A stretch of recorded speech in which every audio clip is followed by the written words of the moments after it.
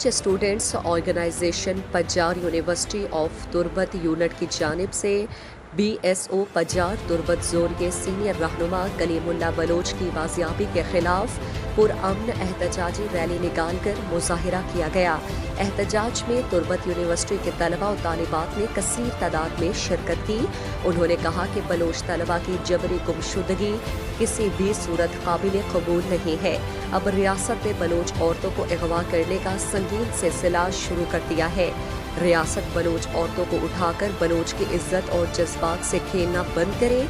B S O پجار کسی بھی صورت سے دہشت گرد سی ٹی ڈی کی جھوٹی ایف آئی آر کو نہیں مانتے۔ ہم مطالبہ کرتے ہیں طالب علم کلیم اللہ اور شاعرہ حبیبہ بلوچ کو بازیاب کر کے رہا اور نور جان کی ایف آئی آر واپس لی جائے۔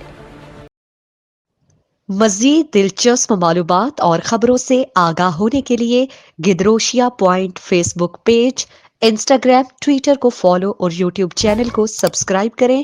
بیل آئیکن بٹن دبانا نہ بھولیں تاکہ مکران سمیت بلوچستان کی خبروں سے جڑے رہیں۔